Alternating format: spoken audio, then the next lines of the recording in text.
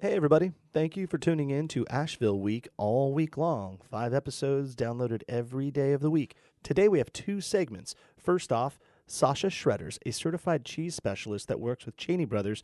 He is brilliant and knows everything about cheese. So tune in, it's about 16 minutes long, and then we're going to switch over to a new segment at the Montford Rooftop Bar, where we speak with executive chef Philip Bollhoefer and Miranda Escalante, their beverage director, along with Jen Rice, who is an amazing freelance writer, Stephanie Burnette of Eat Drink Carolinas, and Catherine Campbell, the director of Bright Planning, who really helped put all of this together for us. So sit back, listen in, and keep tuning in all week long.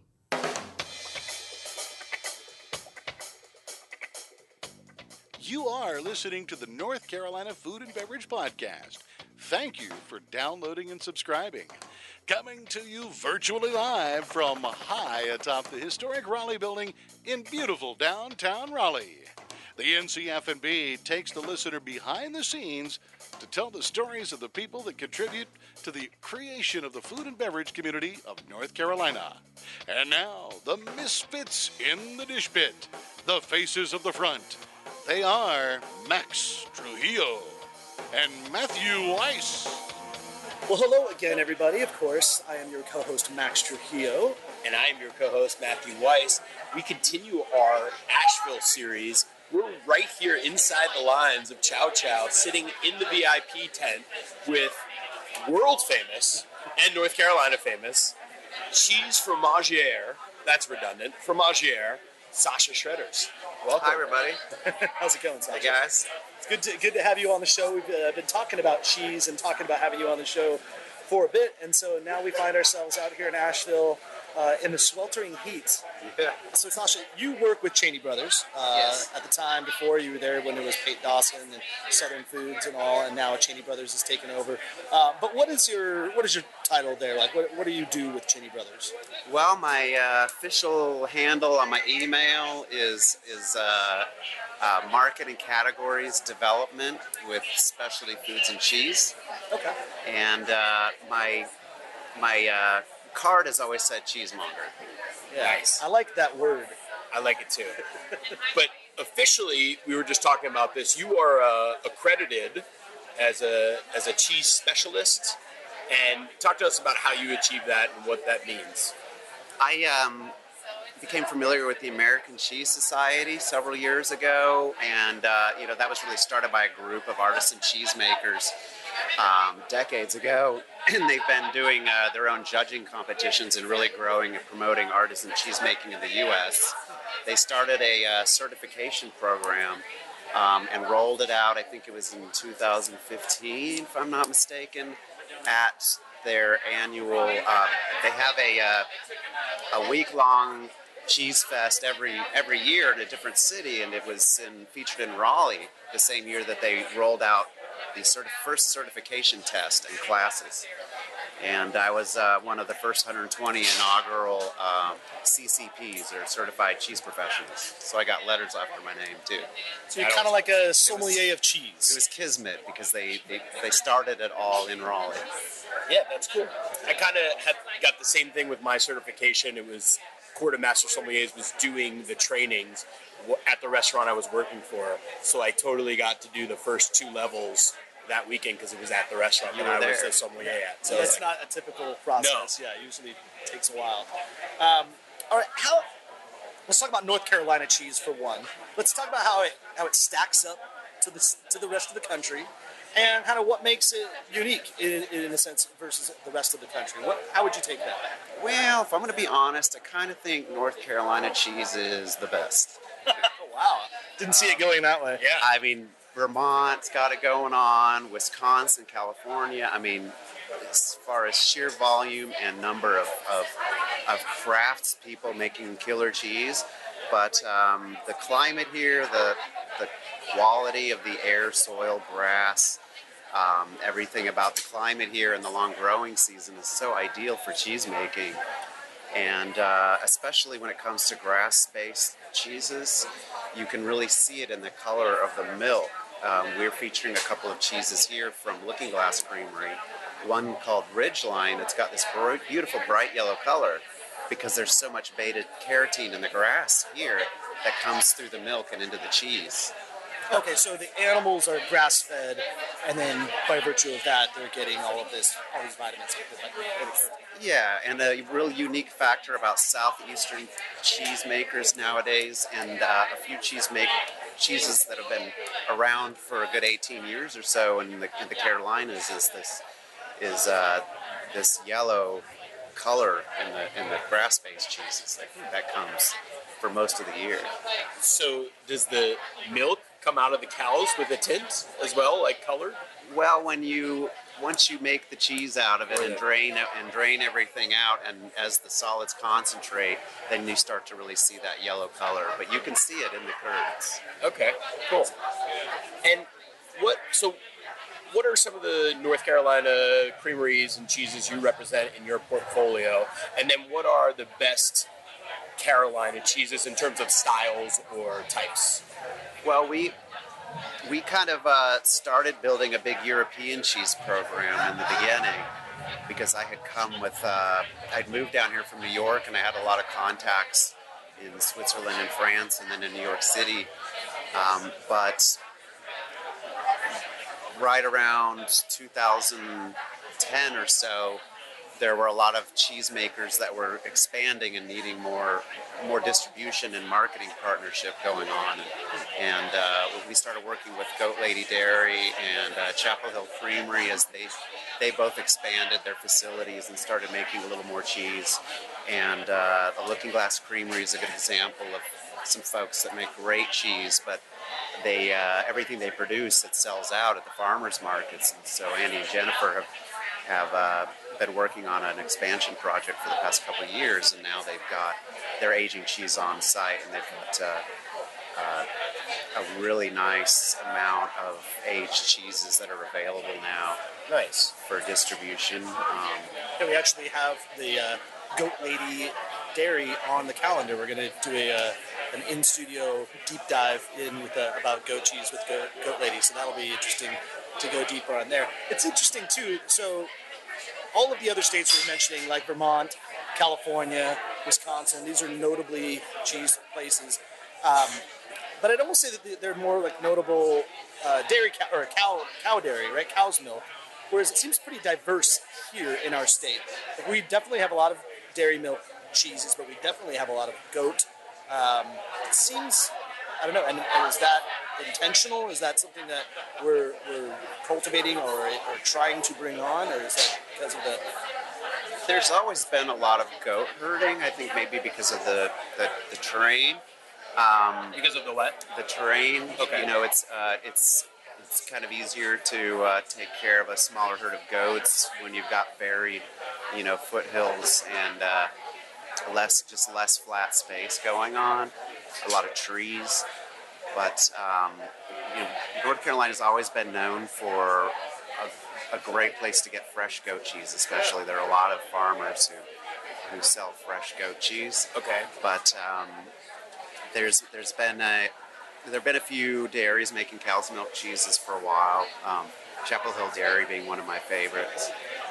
They have a small herd of Jersey cows, and they've been doing it for quite a while. And they make a cheese called Calibander, sort of modeled after an aged Asiago. It's been like my holy grail, local cheese, and they never made enough of it until recently. So we're real excited to kind of Calibander. We actually, Alexander Cass tasted us on that Calibander when we were talking with him at Terra Vita last year, I believe it was. He was quite proud of it. It's delicious. Yeah. So if you, you know how like in wine regions you have a signature varietal, right? Like out of Sancerre or the Loire Valley, which makes great Sauvignon Blanc that's known for, and actually great Chauvignol goat-based cheese. What do you think North Carolina will be known for commercially in the cheese world?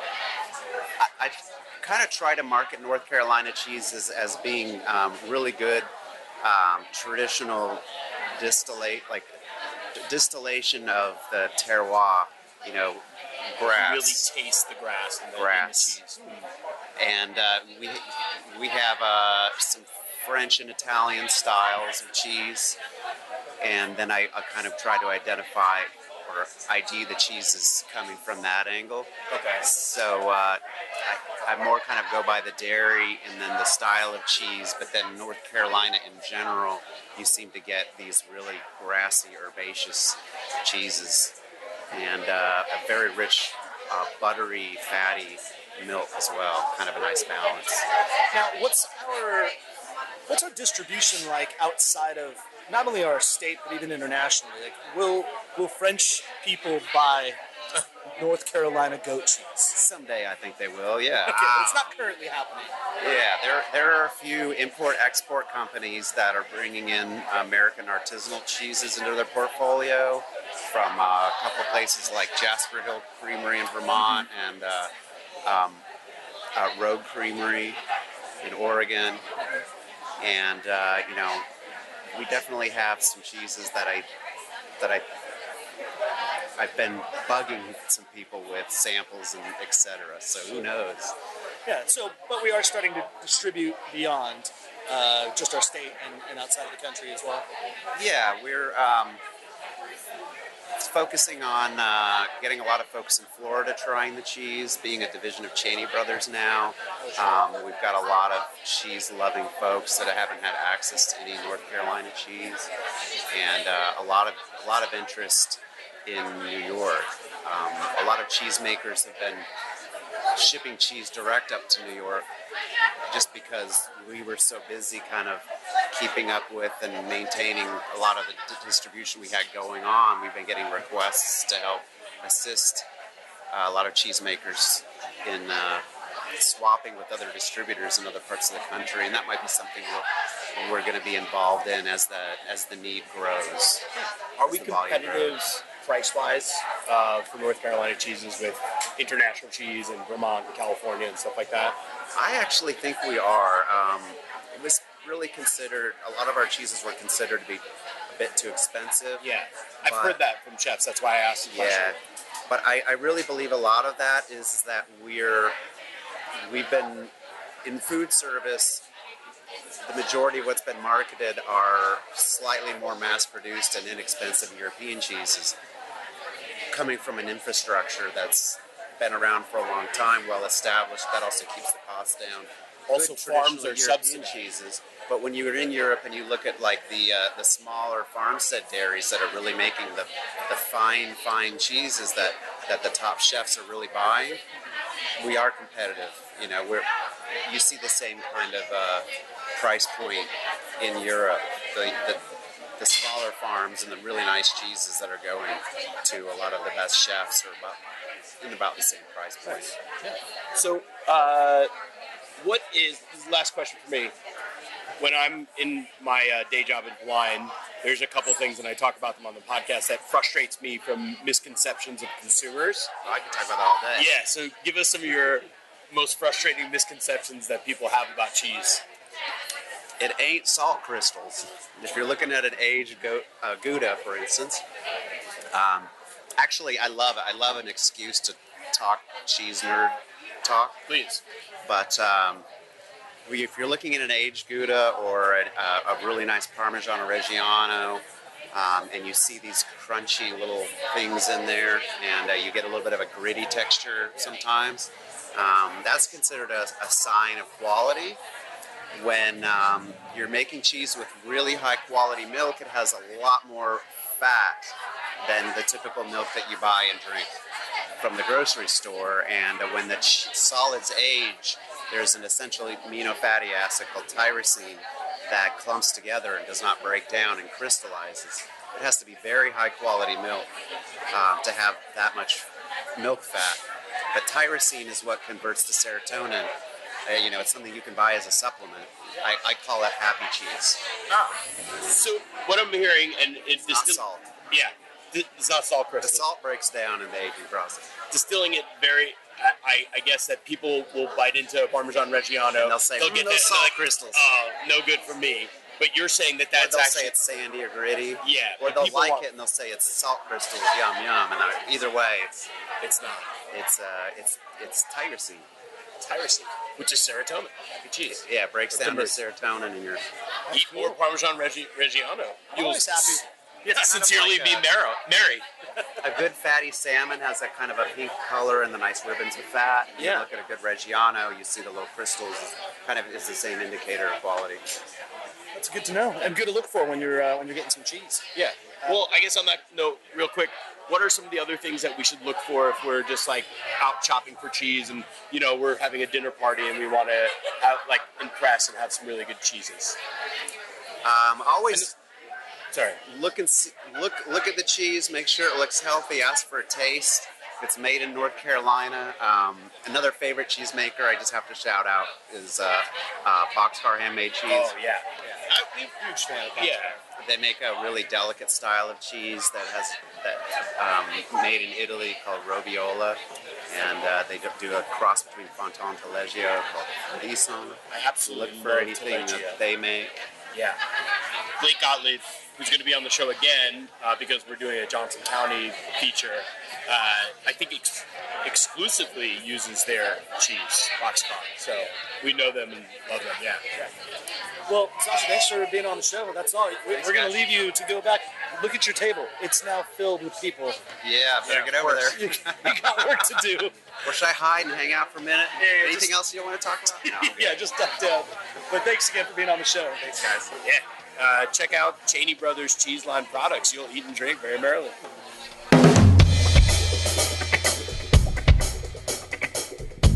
And now, the misfits in the dish pit, the faces of the front.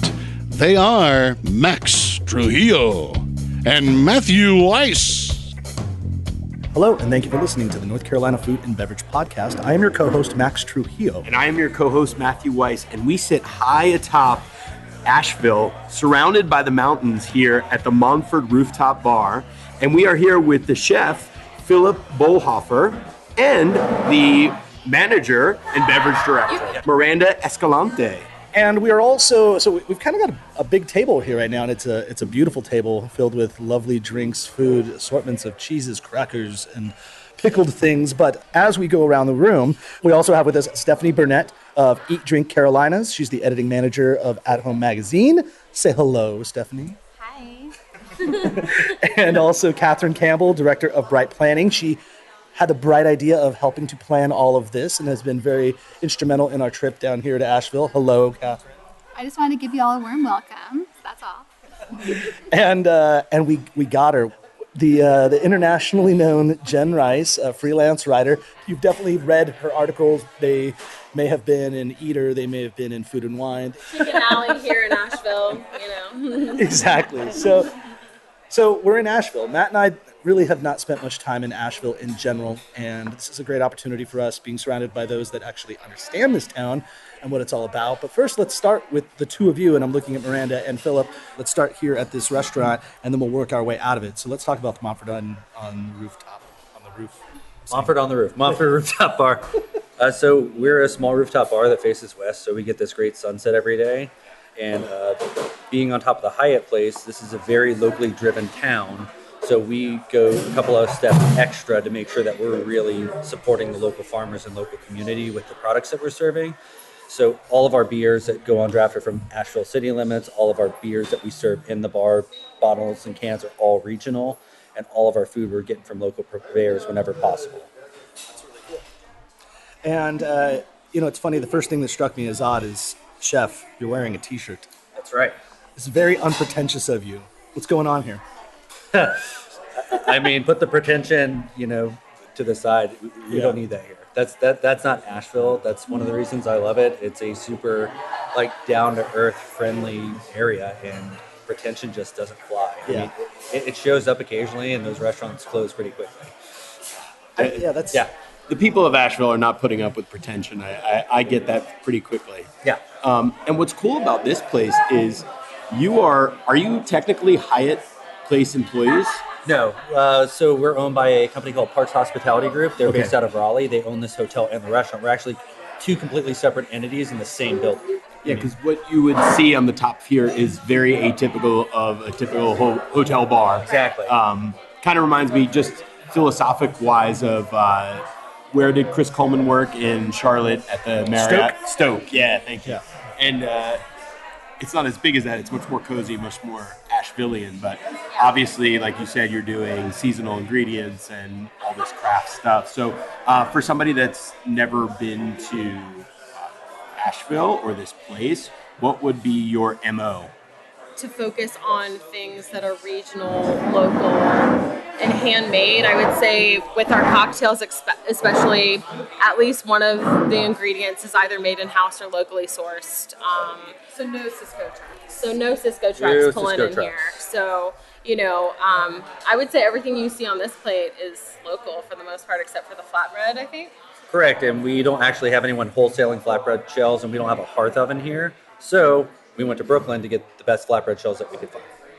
We'll allow it. Yeah, It's fine. They're really good. Yeah, I mean, all these tomatoes, were touched by a farmer in our location. The horchata cocktail you're drinking that we featured at Chow is with local rice from the farmer's market, which is in walking distance of my house. So, the basil we grew on our roof. We have 4 giant planters up garden, on the roof. So, just trying to add that element of Asheville because, we understand we are a hotel bar at the same time.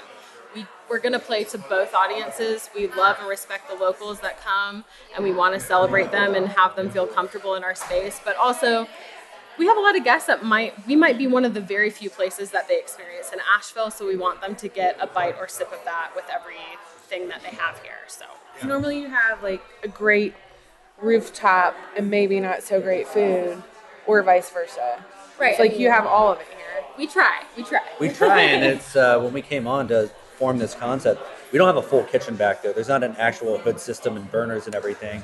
We're working out of some really interesting equipment back there to be able to function as a full food menu. We opened with 6 menu items. Now we have 21 menu items for the food. Wow. So for those that wouldn't understand what Philip just mentioned, you're not going to have a deep fryer. You're not going to have you can't really have a flat iron, like a saute station, saute or anything. Yeah. Correct. So you're doing things on induction burners or? We do have a small flat top that we do bread toasting and stuff like that. We have a tabletop fryer that it's a self-contained fryer. Okay. But it's tiny, so everything's got to be very quick turnarounds. Yeah. And we have a Mary Chef oven, which is kind of one of those Starbucks ovens, but on steroids. Okay. So like this flatbread takes 2 minutes in the oven and it's done. Yeah, there's something cool about limitations. Absolutely. I mean, obviously, yeah, it's great when you have everything, but I think sometimes that inspires creativity. It acts, when you have, the necessity is the mother of all invention. And exactly. It happens to be the same with food. It's like we have these rails that we have to kind of stay within, but it makes the job a little bit easier. Yeah. So on that, what's some of the trends that are going on food-wise that are specific to Asheville right now that you guys are like trying to figure out, how can we do that at Montford, or how can we take that to a new level? Or drink-wise? There are no food trends. There's no such thing as a food trend. There's just good food. There's just inventive food. I think that there's definitely like popular things. I don't know, popsicles dipped in Prosecco is pretty trendy right now. Yeah. I mean, you do see those things, and you see them at bars here. Asheville, is a trendy place, and there are people that are, doing innovative things. For Philip and I, our thought process is really similar in the way that we just want to celebrate all of the amazing things that are in our city, because yes, we are in a city right now, but 20 minutes outside of here, there's so many farms or markets or, we got a bunch of roselles from a local farm and we're like, how can we infuse this in a cocktail? How can we use this?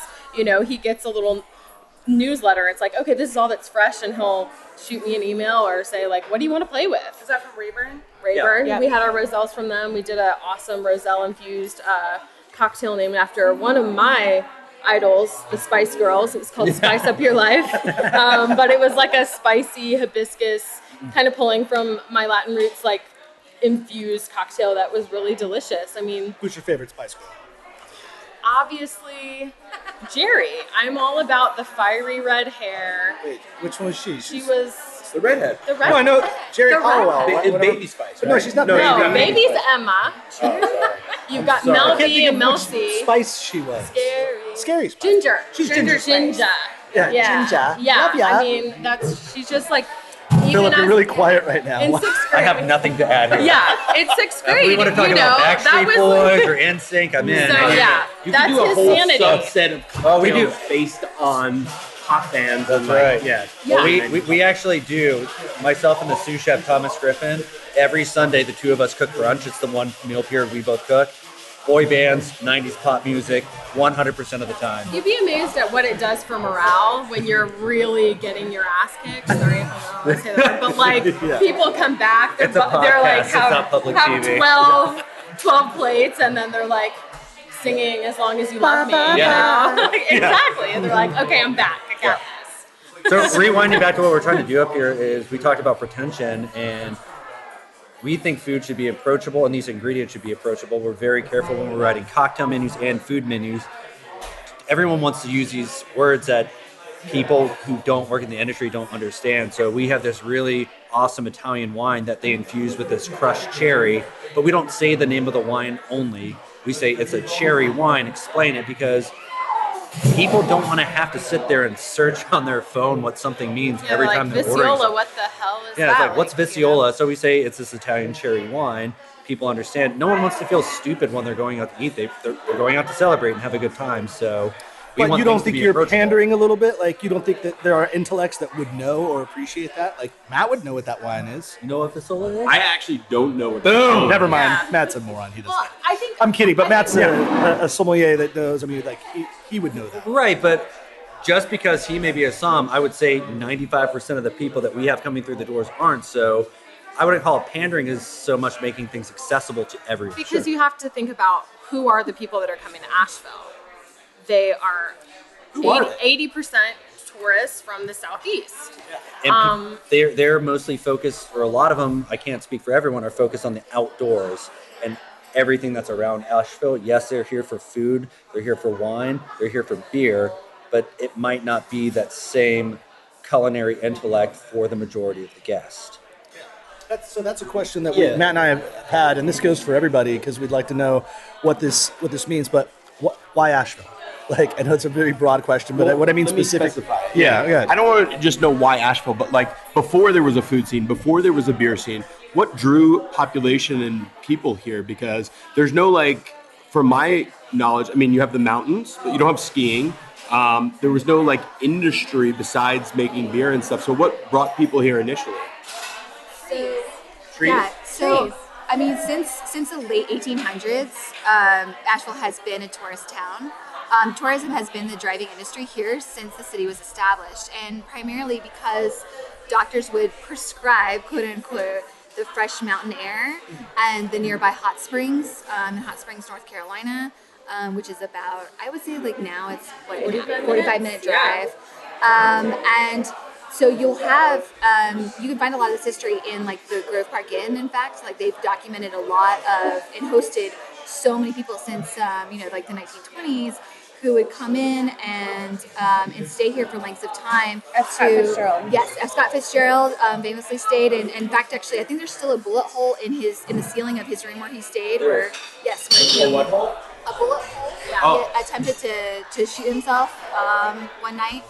His wife was in the sanitarium. Yes, his wife Yes, was in the sanitarium. You can see both of these buildings from our bar, which is a weird fact, but Okay. Catherine, thank you so much for laying it down, the historical knowledge. That is really the answer that we were looking for. So did F. Scott Fitzgerald actually write about Asheville? That people... He did mention Asheville in one short story, I believe. And then of course, Thomas Wolfe is here. Henry. Yeah, O. Henry is here. And Zelda Fitzgerald passed away. Fitzgerald passed away in a burned, fire here, yeah. in a mental institution here that tragically burned, and most of the residents in there passed during that fire. And so Asheville has always been branded as a tourist town, and it's really been interesting to see it progressed through, and it went through a lull in the 1980s and 1990s, and then in the 2000s had this kind of revival where people wanted to experience the outdoors again. And the downtown finally became revitalized again too. If you were here in 1994, I was born and raised here, And if you In 1994? I was born and raised here in 1994. I'm very young. You can tell from the gray in my hair. I was born in 1982, and we would come here for fun. But the downtown was like boarded up and not a place that you wanted to spend time in. Yeah. And it's since received a much needed revitalization, and with that comes so much amazing food and beverages. I feel like the culinary scene has really ushered in a new stage and a new age of tourism here that's introduced people to where Asheville is in the global context of food and food and beverages. Certainly. Yeah. And just another huge draw of all the breweries, it's the water quality. That's why Sierra Nevada and New Belgium both moved here. This is the closest they found to the water pH balance and minerality in Colorado and in Chico, California is in this area. So that's also why we have all these distilleries opening as well as the water quality. Look at that. So mountain air, water quality, and tourist town, and then authors who like to drink. Yeah. Came here, Exactly. right? Potentially Drink. kill Yeah. themselves. Yeah. So then the evolution now is, at least the way I see it, is, I mean, there are restaurants, there are breweries, there are distilleries, all just kind of blowing up here. James Beard Awards on every block. Yeah, and it really does paint the full picture of North Carolina because, like, as Matt and I have talked, we've definitely gone deep into the triangle all around, and even into the Outer Banks, and in Charlotte, we've gone deep in there. We've spent some time in Winston-Salem, though probably not as much as we should. But so let's talk about on a more personal level about Asheville, like where now, because you are residents of Asheville, what do you do here? Where do you go? You're not tourists, you live here. So how does Asheville relate to you as a life, as a daily life? You're asking food and beverage people what they do outside of work. Is there anything else? He's basically want to know, where do you drink and eat? Yeah, so I mean, I think that's always a hard question in a tourist town, and I'll say this, and maybe this is a little snobby of me, but like a lot of the places that we go, we don't tell tourists about. Right. Because it's like, those are our safe places. Yeah. You know, it's like, I don't want to work a 10-hour shift and give myself to guests, because to me, I think something that Asheville needs a little more help on, that I try to drive with my staff here, is service. You know, we do have that kind of like Portland vibe where it's like, oh, all this food and these drinks are awesome and I'm just here. Right. And I wish I want to be those places that are comparable to New York City and Death & Co. and all these places that like you go and you drink and the service is like fine dining and you're treated with just like Every detail, appreciation. every and detail, Just appreciation. like even appreciation. Like to me, good service is creating a pocket and moment in time for your guest, and like meeting their every need and expectation, and making just a little connection with them, and being like, yeah, also our food and drinks are awesome, and I'm going to tailor something for you. However, it's hard because it is a tourist city, and sometimes I think that we're onslaughted with so many things that sometimes it's easy to see those people and places that get burnt out. And yeah, when you work a 10-hour day and you're giving your all to guests constantly, it's hard to want to go somewhere where you're like, I'm going to see all the people I just served, you know? Wouldn't you say that like West Asheville is kind of that? West Asheville, yeah, I mean, Is a that's where I little live. more- That's where I got the rice that you're drinking in your cocktail Yeah. from my West Asheville tailgate market. I'll always rep them. Yeah. It's, you know, but yeah, West Asheville is definitely becoming just as touristy as downtown, but it is more of where locals live. And Like for instance, drink I was and just in eat in and Nashville hang out. last week, and of course all the tourists are on Broadway, and that's where all the honky tonks are. And On And the it's like- tractors. yeah, On the drunk tractors. on the junk track, all And the the bowls. bridesmaids, the bridal parties, and Yeah, all I that. mean, Asheville can be like that. We can saw be like that that up here. here. Yeah. We can But- be like that up here. But then know? you can dip out and go like a few blocks away, and there are some crazy good restaurants and yeah. bars, and you realize, oh, this isn't for the tourists. This is for the residents. Like Right. this is for the people that live here, because there's enough industry to occupy that, to make those restaurants thrive. Yes. So that's the stuff that we like to. I mean, what's funny about Raleigh is downtown, right where the kitchen studios are located, really doesn't have that many great restaurants right there. It's like you kind of go on the fringe of downtown, and that's where you start finding all of, Pools isn't necessarily right in downtown. Same thing with Vitamanda. It's not right there. I mean, it was next to that giant park that was. You didn't necessarily want to walk through there. Now you do. Actually, they just reopened it. It's beautiful. Okay, so basically, Miranda's not going to spill the beans. She's not going to tell anybody. So I want to just let me put you at ease. Our listeners are all industry, so they're the people that are going to understand then when great. they come here. Come here. I mean, we've got so many different. Where are you drinking tonight after work? Tonight after work. Well, it's raining, so probably not. There's a cool new little speakeasy behind Double Crown called Pink Moon Bar, doing only Amaro and natural wine, which is my jam. Nice. I'm going to be drinking at Sovereign Remedies as soon as we leave here. They're our good buddies. Oh, we knew that. We ate there last night. Yeah. Charles Hodge is awesome. We went to his new beauty bar, the Asheville Beauty Academy.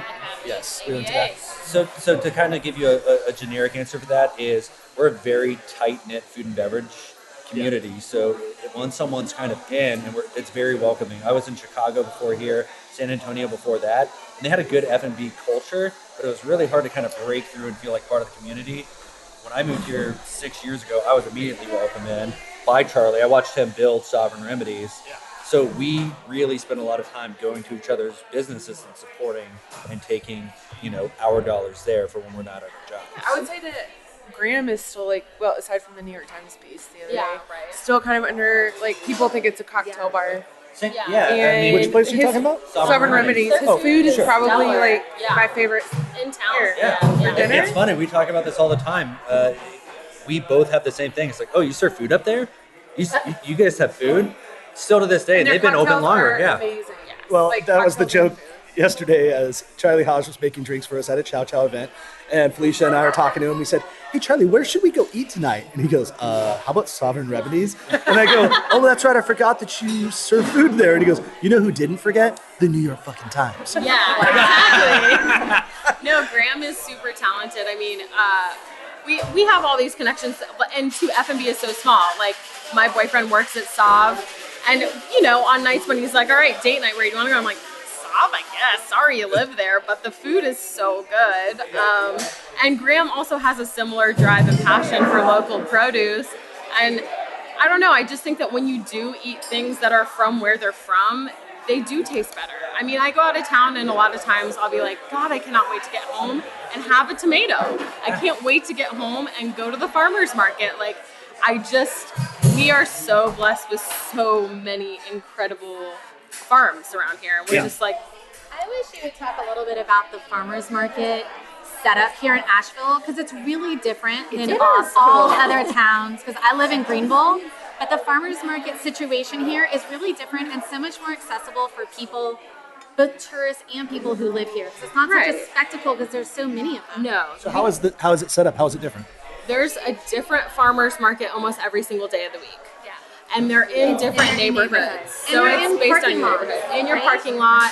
I mean, and the great thing about it is that, food is expensive in Asheville, especially when you want to eat out all the time. But at the farmer's market, you can leave with 2 full bags for $50 and you're like, yes, this is going to feed me all week and then some, and probably my next door neighbor too. And it came out of the ground that morning. Yeah. And you're paying less than the grocery store. Yeah. Wow. And you know what you can see at every farmer's market every day of the week? That guy in the weed suit. Local chefs with their baskets and bags picking up the produce right as it opens. Asheville, there is a older lady who's a bulldog, and she tries to get there when the chefs get there. And if a chef gets something before her, she's just like, F you, I wanted all those zucchini blossoms, it's just, it is really amazing. Wait, so I'm sorry, maybe I missed it, but how exactly is the setup different than other farms? They're in parking lots. They're in parking lots and pop-up streets. tents. The streets, we closed down a street downtown.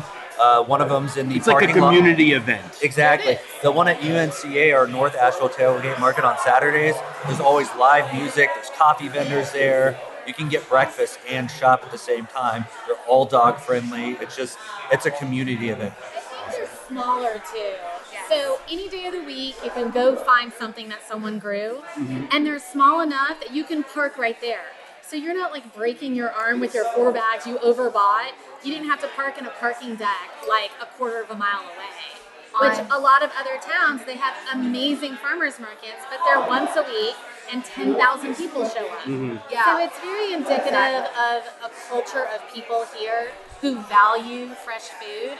It's just a little bit different, and it's a fingerprint that I feel like is special for Asheville. I live in East Asheville, and I think the best thing about the tailgate markets here is that they are on every day of the week, because on Tuesdays I go to the West Asheville market because it's where I get my raw milk. On Fridays, I can literally walk to my tailgate market from my house at 3, so I finish up work at 5 p.m. I go there before they close at 6 or 6:30. I go there, I grab my vegetables. There's an Asian farm Asian farmer who has a lot of Asian specialties that they grow. Fortune Farm. It's where you are drinking your rice and your horchata cocktail. Yes, and they're my favorite people in the world, and I can get things there I cannot grow in my own backyard, and I'm so thankful for them, and it's so affordable, and that's really important. Yeah. I mean, it kicks off my weekend. And their It's my weekend prices ritual. are like insane. Like you look at the line to their farm, and it's like down the whole parking lot because they're so affordable and happy and like so excited. When I told them I'm going to make horchata with your rice, they're like, oh, that's actually going to be really good because this is for desserts. Yeah. We use this for desserts in Asian cooking. I'm like, sweet. You know, it's like the farmers are like, how are you going to cook this? What are you going to do with this? This is how I do it. You know, it's more than just a food culture, you know, from just like people that are chefs or love food here. It goes all the way down to your farmers. So let's get geeky real quick, because I love making horchata myself, Yes. and I make an horchata cocktail as well Nice. at a place that I consulted with. Sweet. How are you making your horchata?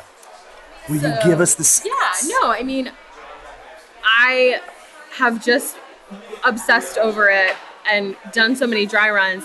I've been aiming to make this one vegan. I ended up adding some cream at the end just for body. I tried doing it too, and it's not good without It's so cream in it. hard. And to like trying to make it lower on the glycemic level, I like dry things, and so I like to build sweetness with booze. So, I mean, I ended up adding a little dem syrup as well, but this was Demerara, like dark, yeah. So this brown was sugar. actually the first time I've used fresh rice. So I would say the body on this was far better than I ever anticipated because it wasn't dehydrated. It was literally picked off of their farm, and they were like, please use this within 2 to 3 days because it's going to go I don't bad. think I've ever held fresh rice. I mean, I don't think I even know fresh rice is. We'll change that on the way out. I'll grab yeah, you some. we'll get you a bag. It's plump. It's just like still full of that water. So it also has that gummy quality, which I think helps up that like fat content for something like horchata or like a rice or nut milk. You want that fat content to be there. It is literally the consistency of like a Haribo gummy bear. It's like That's this. what I'm imagining. Yeah. It's really interesting. Yeah. Now, are you, since you're not working with a dried So I products. use that. I do pecans and almonds as well. So kind of to help create more of that fat content so that when you do a cocktail, it's a little bit more balanced, you know? Yeah. And then tons of cinnamon sticks. Yeah. Tons. Yeah. And I let this one sit for about 70 hours before I strained it. And it did, the craziest thing is that with that fresh rice, there was just so much more like gumminess to strain out. But I still found that I wanted to add a little cream, you know? Yeah. It just to help that whole mouthfeel kind of come together. And then with this one, I also add some coffee from my favorite coffee roasters, Penny Cup. So I put it in right. I've had Penny Cup 3 days in a row. Yeah. Nice. Yeah. Yeah, and their bagels and like They're and their orange juice. also just wonderful people, and you know we have long supported their coffee. We support it for brunch. But yeah, I put some Penny Cup coffee in a cheesecloth, and it didn't really impart as quickly as I wanted it to. So I just did a full contact for a few hours, and then I strained everything. Wow. You It's a beat me. labor of love. It's You a beat me. labor of You're love. better than for I am. sure. Miranda, you're obviously extremely into it, knowledgeable. So what are your books of inspiration for cocktails? So I'm also with the like non-pretentious bartenders are my favorite because honestly, when it comes down to it, anyone can look up a cocktail and make you a mezcal Negroni. Yeah. Anyone can look something up, but it's about kind of not being pretentious, wanting to collaborate and doing, all that you can. I go back all the way to Sasha Petrosky, love his bar manual, and then the bar book by Jeffrey Morgenthaler is like my jam. Like, Jeffrey Morgenthaler still works the stick at Clyde Common in Portland. It's like he's written a book, he's a Twitter icon, but he's still pretty approachable. Like, he tweeted and called me a monster once. I think that's my favorite thing that ever happened to me. I mean, you seem nice right now, but are you terrible outside of this? It's because he said, he tweeted, everybody post your, most hated song, go. And I said, I can see clearly now the rain is gone because the keyboard is just so cheesy, it hurts my soul. Yeah. And he was just like, you monster. And I was like, you know what? I'm going to take that from Jeffrey Morgenthaler. I'm going to own it. I would say anything written by Starship is the worst song. Their entire catalog. Oh, man. I mean, there were a lot of strong opinions, Well, all right. Before we get out of here, so school me. What is, Vica Rosa? That's right, Vica Rosa? It's a Viciola. So Viciola. Viciola.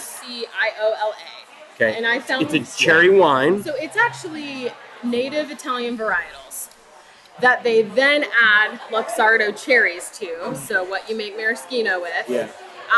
And then spices, and it's not a fortified wine. It'll go bad in a couple days. It's like mold. It's almost like a mulled cherry wine. It's got funk from the the Luxardo cherries, just like you get in maraschino.